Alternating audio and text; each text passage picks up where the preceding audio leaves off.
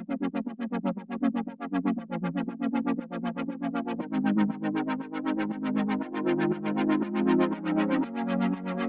Everyone, मैं हूं कामरान चौधरी और आप देख रहे हैं chemistry with Kamran. Previous lecture में हम लोगों ने डिस्कस किया था डीकार्बोजाइलेशन ऑफ मोनोकार्बोक्सिलिक एसिड्स।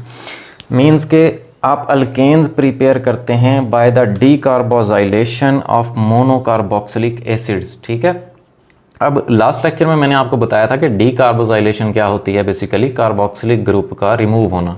ठीक है, मोनोकार्बोक्सिलिक एसिड्स मींस के ऐसे कार्बोक्सिलिक एसिड्स जिनमें एक ही कार्बोक्सिलिक ग्रुप होता है उनको हम मोनोकार्बोक्सिलिक एसिड्स बोलते हैं। ठीक है, पहला पार्ट तो इसका हम लोगों ने लास्ट लेक्चर में कवर कर लिया था। ठीक है, जिसमें हम लोगों ने बेसिकली क्या किया था, हम लोगों ने ये किया था कि सोडियम या पोटाशियम के फैटी एसिड्स, ठीक है, उनको आप सोडा लाइम के साथ क्या करते थे, हीट करते थे और फाइनली आपके पास अल्केन्स प्रिपेयर हो जाती थी। ठीक है, अब जिन लोगों ने प्रीवियस लेक्चर नहीं देखा, नीचे डिस्क्रिप्शन में लिंक अवेलेबल है, उस लिंक पर आप क्लिक करके प्रीवियस लेक्चर देख सकते हैं, या आप चैनल पर जाएंगे, प्लेलिस्ट मौजूद है आपकी क्लास 12 के चैप्टर नंबर 8 एलिफैटिक हाइड्रोकार्बन्स की, वहाँ पर आपको तमाम के तमाम प्रीवियस लेक्चर्स मिल जाएंगे। ठीक है, सो जो थर्ड मेथड है general method of preparation of alkanes का, वो है डीकार्बोजाइलेशन ऑफ मोनोकार्बोक्सिलिक एसिड्स। इसका पार्ट 1 हम लोग डिस्कस कर चुके हैं लास्ट लेक्चर में। आज के लेक्चर में इसका बेसिकली एक और मेथड जो कि है, जिसको आप बोलते हैं कोब्स इलेक्ट्रोलाइटिक मेथड, वो हम लोग डिस्कस करेंगे। अब इस प्रोसेस में बेसिकली हम लोग करते क्या हैं, इस प्रोसेस में हम सोडियम या पोटाशियम साल्ट्स की इलेक्ट्रोलिसिस करते हैं और उसके ज़रिए हम लोग क्या बनाते हैं, अल्केन्स बनाते हैं। ठीक है, अब प्रीवियस लेक्चर में मैंने आपको बता दिया था कि सोडियम या पोटाशियम का साल्ट आप कैसे प्रिपेयर करते हैं। बेसिकली कार्बोक्सिलिक एसिड को आप सोडियम हाइड्रोक्साइड के साथ रिएक्ट करवाते हैं। फाइनली अगर आपने सोडियम का साल्ट प्रिपेयर करना है तो कार्बोक्सिलिक एसिड को आप सोडियम हाइड्रोक्साइड के साथ रिएक्ट करवाएं तो सोडियम का साल्ट प्रिपेयर हो जाएगा।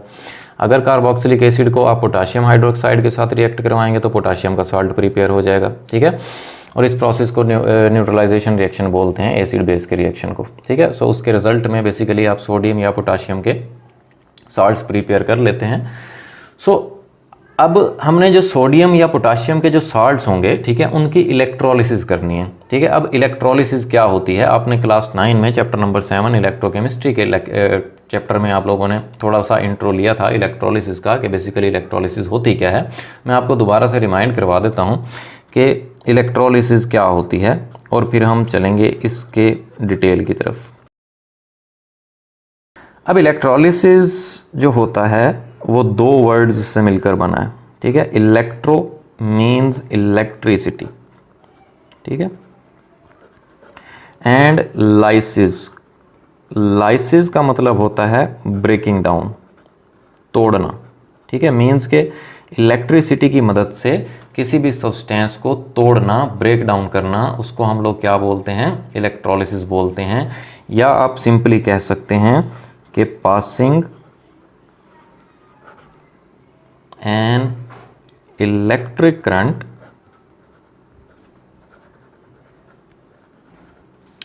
थ्रू ए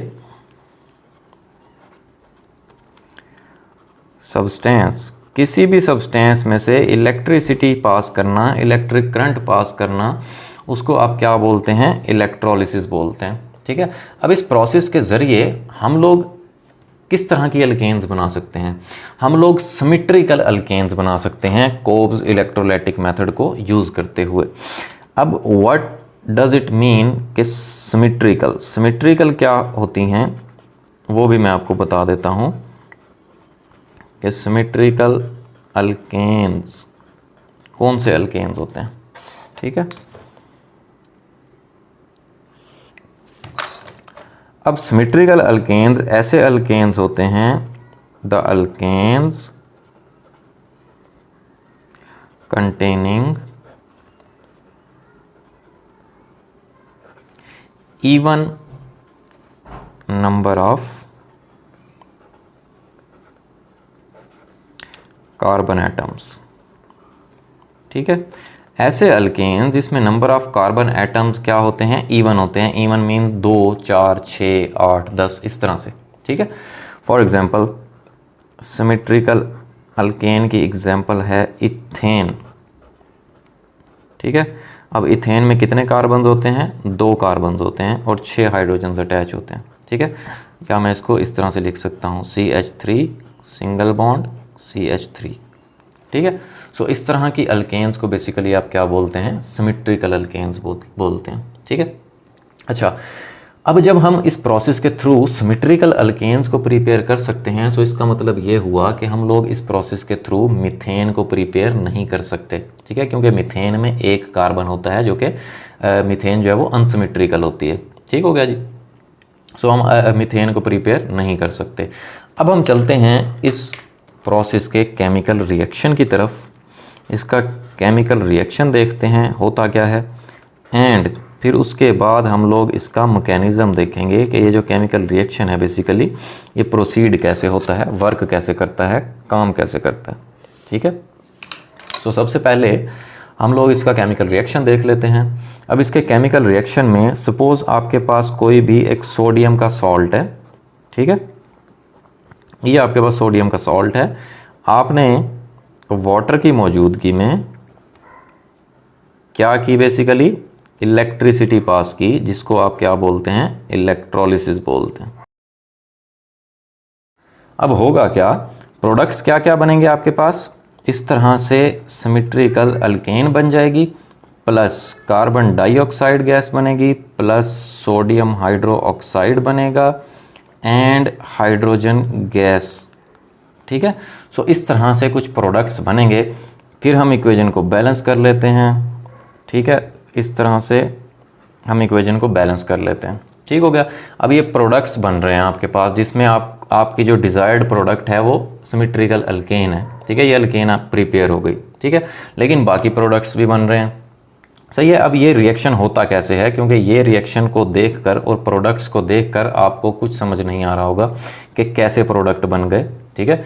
इसीलिए हम लोग इसके मैकेनिज़्म की तरफ चलते हैं, इसके मैकेनिज़्म को देख लेते हैं वो क्या है। मींस कि ये जो रिएक्शन है, ये केमिकल रिएक्शन है, ये प्रोसीड किस तरह होता है, काम कैसे करता है, किस तरह से alkane, carbon dioxide, sodium hydroxide और हाइड्रोजन बनता है, ठीक है। सो इसका मैकेनिज़्म हम लोग देख लेंगे। अब होता क्या है? होता कुछ ये है,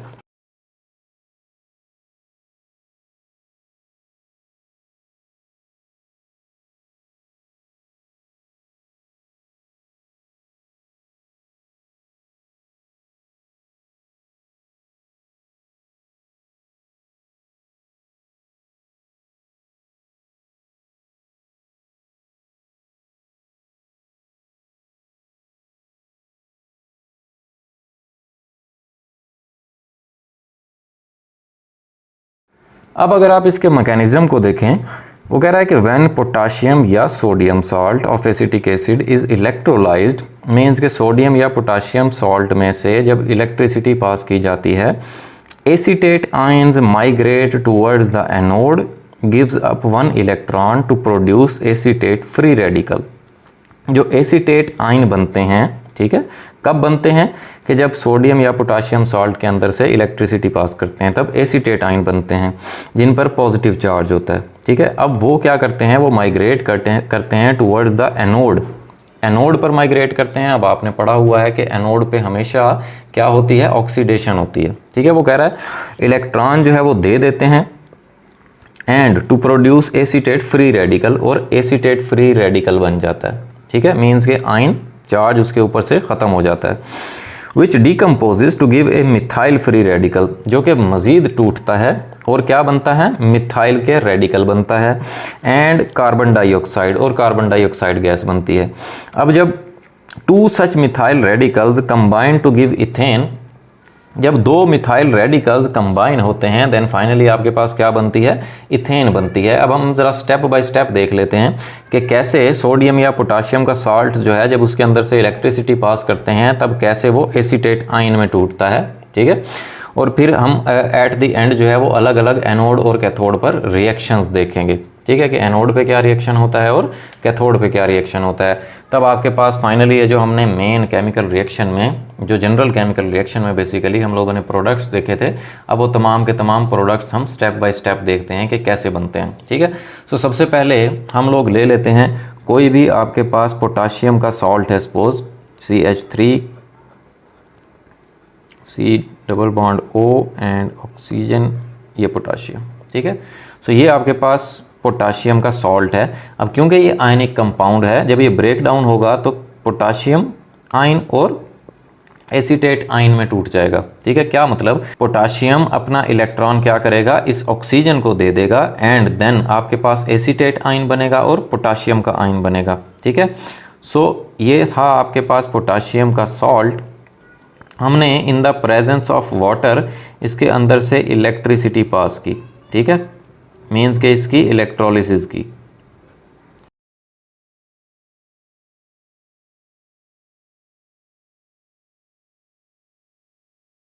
देन बनेगा क्या, एसीटेट आयन बनेगा एंड पोटाशियम का आयन बनेगा। ठीक है, अब क्योंकि दो मॉलिक्यूल ले रहे थे आप पोटाशियम सॉल्ट के, ठीक है, सो दो एसीटेट आयन बन जाएंगे और दो पोटाशियम के आयन बन जाएंगे। सो इस तरह से ये ब्रेक डाउन हो जाएगा इनटू इट्स आयंस। ठीक है, अब देखें इस एसीटेट आयन पर नेगेटिव चार्ज है। ठीक है, अब नेगेटिव चार्ज है क्योंकि इस पर, तो ये एनोड की तरफ अट्रैक्ट होगा, क्योंकि एनोड बैटरी का वो टर्मिनल होता है जिस पर पॉजिटिव चार्ज होता है बेसिकली। ठीक है, या वो बेसिकली इलेक्ट्रोड होता है जिस पर पॉजिटिव चार्ज होता है, क्योंकि ऑपोजिट चार्जेस अट्रैक्ट करते हैं एक दूसरे को। सो ये जो नेगेटिवली चार्ज्ड एसीटेट आयन है ये एनोड की तरफ अट्रैक्ट हो जाएगा। अब एनोड पर क्या रिएक्शन होगा वो हम देख लेते हैं। अब जैसे मैंने अभी आपको बताया कि एनोड पे बेसिकली क्या अक्कर होती है, हमेशा ऑक्सीडेशन अक्कर होती है। अब ऑक्सीडेशन को आप चार तरह से डिफाइन करते हैं कि ऑक्सीडेशन क्या होती है, कि एडिशन ऑफ ऑक्सीजन या रिमूवल ऑफ इलेक्ट्रॉन्स या रिमूवल ऑफ हाइड्रोजन या ऑक्सीडेशन स्टेट का इंक्रीज हो जाना, इसको आप क्या बोलते हैं, बेसिकली ऑक्सीडेशन बोलते हैं। अब क्योंकि एनोड पर एसीटेट आयन अट्रैक्ट होगा, देन होगा क्या, सपोज आपके पास ये दो एसीटेट आयन हैं। ठीक है, इनकी हम कर रहे हैं इलेक्ट्रोलिसिस।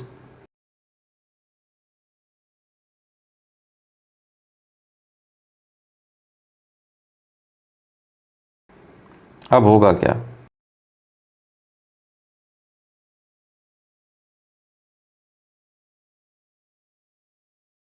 अब देखें यहां पर आपके पास दो मॉलिक्यूल हैं एसीटेट आयन के। ठीक है, इसका मतलब है कि इस इक्वेशन को अगर आप देखें, दो पोटाशियम जो हैं, दो पोटाशियम के एटम अपने दोनों इलेक्ट्रॉन्स उन्होंने, मीन्स के एक एक इलेक्ट्रॉन दोनों पोटाशियम ने ऑक्सीजन को दे दिया। कितने ऑक्सीजन को, दो ऑक्सीजन को, क्योंकि यहाँ पे आपके पास दो मॉलिक्यूल हैं। ठीक है, अब इसका मतलब ये है कि यहाँ पे जैसे 2 लगा हुआ है ना, तो यहाँ पे मतलब ये है कि दो ऑक्सीजन के पास दो इलेक्ट्रॉन्स हैं। ठीक है, अब वो दो ऑक्सीजन, वो दो इलेक्ट्रॉन क्या करेंगे, लूज करेंगे। ठीक है, और ये जो आपको एक डॉट नज़र आ रहा है, ये ऑक्सीजन का वो इलेक्ट्रॉन है। ठीक है, जो कि अनपेयर्ड है। ठीक है, इसको हम फ्री रेडिकल बोलते हैं। मीन्स कि ऑक्सीजन का जो अनपेयर्ड इलेक्ट्रॉन होता है उसको हम इस तरह से ऊपर डॉट के साथ रिप्रेजेंट कर देंगे। जैसे देखें ना, ऑक्सीजन के वैलेंस शेल में 6 इलेक्ट्रॉन्स होते हैं। ठीक है, अब एक इलेक्ट्रॉन उसने यहाँ पे शेयर किया हुआ है कार्बन के साथ, जो एक इलेक्ट्रॉन है वो हम इस तरह से डॉट के साथ रिप्रेजेंट कर देते हैं, और बाकी के जो 4 इलेक्ट्रॉन्स हैं वो ऑक्सीजन के ऊपर पेयर की फॉर्म में अवेलेबल होंगे। ठीक है, सो ये 6 इलेक्ट्रॉन इस तरह से पूरे हो गए। ठीक है, जैसे यहाँ पर हमने देखा था कि वो क्या कह रहा था कि acetate ions migrate towards the anode gives up 1 electron. एक एसीटेट आयन जो है उसमें मौजूद ऑक्सीजन एक इलेक्ट्रॉन लूज करेगा, जबकि हमारे पास दो एसीटेट के आयन हैं तो दोनों ऑक्सीजन जो हैं वो एक एक इलेक्ट्रॉन लूज करेंगे, टोटल 2 इलेक्ट्रॉन्स लूज करेंगे। ठीक है, to produce acetate free radical. ठीक है, एसीटेट फ्री रेडिकल का मतलब है उसके ऊपर से चार्ज खत्म हो जाएगा और इस तरह से आप रेडिकल बना देंगे। ठीक है, ये आपके पास एसीटेट फ्री रेडिकल्स बन गए, 2 रेडिकल्स बन गए। ठीक है, अब फर्दर होगा क्या वो देख लेते हैं। अब जब आपके पास ये 2 एसीटेट फ्री रेडिकल्स बन गए, ठीक है, अब कुछ इस तरह से होगा कि यहां से बेसिकली ये जो बॉन्ड है, चलो मैं यहाँ पे पहले बता देता हूँ आपको कि इस कार्बन का और इस कार्बन का एक एक इलेक्ट्रॉन शेयर्ड है, क्योंकि आपको एक बॉन्ड नज़र आ रहा है, ठीक है। अब बॉन्ड जो है वो यहाँ से ब्रेक डाउन होगा, ठीक है, यहाँ से ब्रेक डाउन होके, क्योंकि देखें दो फ्री रेडिकल्स हैं एसीटेट के, सो आपके पास क्या बन जाएगी, कार्बन डाइऑक्साइड बन जाएगी CO2, ये एक कार्बन और दो ऑक्सीजन, ठीक है। अब क्योंकि दो एसीटेट हैं आपके पास, तो दो मॉलिक्यूल ऑफ कार्बन डाइऑक्साइड बन जाएंगे, ठीक है। अब देखें यहाँ पर, यहाँ से बॉन्ड ब्रेक हुआ, मीन्स के इस कार्बन और इस कार्बन ने जो जो इलेक्ट्रॉन अपना अपना शेयर किया हुआ था वो इन्होंने अपना इलेक्ट्रॉन वापस ले लिया। सो ये जो इस कार्बन ने अपना इलेक्ट्रॉन वापस लिया, सो मैं इसको इस तरह से इसके ऊपर डॉट की फॉर्म में रिप्रेजेंट कर देता हूँ, ठीक है। सो यहाँ पर इक्वेशन को बैलेंस करने के लिए 2 लगा दूंगा। अब देखें यहाँ पर आपके पास दो मिथाइल रेडिकल्स बन गए, ठीक है। अब वो जैसे मैंने आपको बताया कि एट द एंड जो ये दो मिथाइल रेडिकल्स बने हैं ये आपस में कंबाइन हो जाएंगे, मीन्स के दोनों मिथाइल रेडिकल जो हैं मौजूद, दोनों मिथाइल रेडिकल्स में मौजूद कार्बन के ऊपर ये जो एक एक इलेक्ट्रॉन होगा ये आपस में वो शेयर कर लेंगे और फाइनली क्या बन जाएगी, अल्केन बन जाएगी। कैसे, ये आपके पास एक मिथाइल है रेडिकल एंड ये आपके पास है दूसरा मिथाइल रेडिकल, ठीक है। अब होगा क्या, ये दोनों कार्बन जो हैं अपना एक एक इलेक्ट्रॉन क्या कर लेंगे, शेयर कर लेंगे इस तरह से, ठीक है। सो फाइनली आपके पास क्या बन जाएगी, इथेन बन जाएगी, अल्केन बन जाएगी, ठीक है।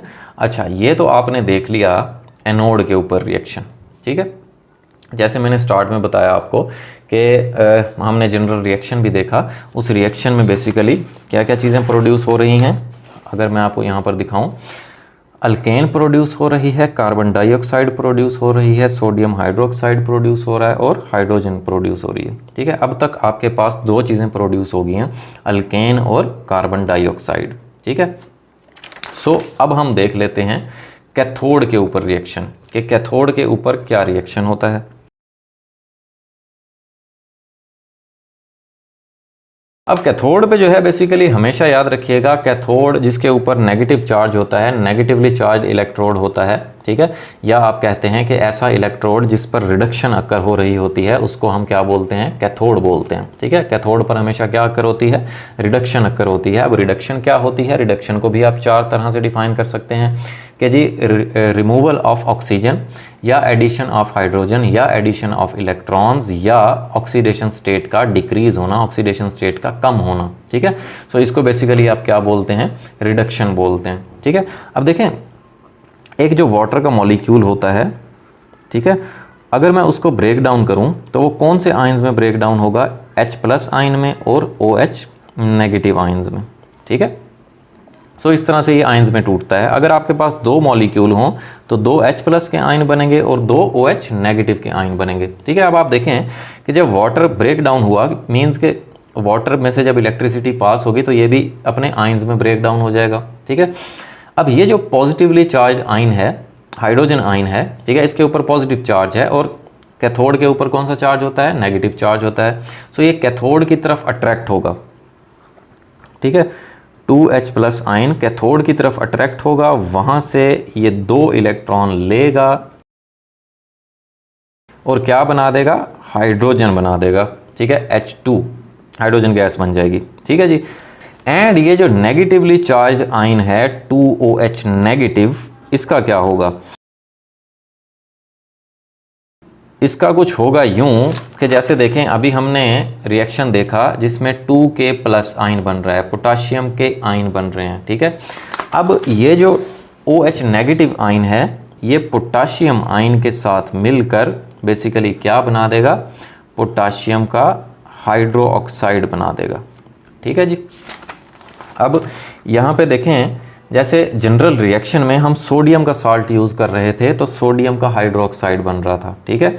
अब हमने अपने एग्जाम्पल में यहाँ पर पोटाशियम का साल्ट यूज़ किया है, सो आपके पास क्या बन रहा है, पोटाशियम हाइड्रोक्साइड बन रहा है, ठीक है। सो आपके पास 4 के 4 प्रोडक्ट्स बन गए, ठीक है। कौन कौन से, alkane, carbon dioxide, hydrogen gas and potassium hydroxide, लेकिन हमारा जो कंसर्न होता है वो अल्केन की प्रिपरेशन से था, ठीक है। अल्केन को हमने प्रिपेयर करना था। आपने देखा कि इस अल्केन को प्रिपेयर करते करते कुछ इजाफी प्रोडक्ट्स भी बने हैं, ठीक है। सो इस वजह से इस प्रोसेस की जो एप्लीकेशंस हैं वो महदूद हैं, ठीक है। क्यों? क्योंकि इस रिएक्शन के दौरान बहुत से इजाफी प्रोडक्ट्स बन रहे हैं, बाई प्रोडक्ट्स बन रहे हैं जिनकी हमें ज़रूरत नहीं है, ठीक है। सो होपफुली आपको ये लेक्चर बड़े अच्छे से क्लियर हो गया होगा। फिर भी अगर आप लोगों का कोई क्वेश्चन होता है देन आप नीचे कमेंट सेक्शन में मुझसे पूछ सकते हैं या मुझे पर्सनल ईमेल भी कर सकते हैं। अगर आपको वीडियो पसंद आई है देन चैनल को सब्सक्राइब जरूर कीजिएगा, वीडियो को लाइक किया करें, शेयर किया करें। Thank you very much.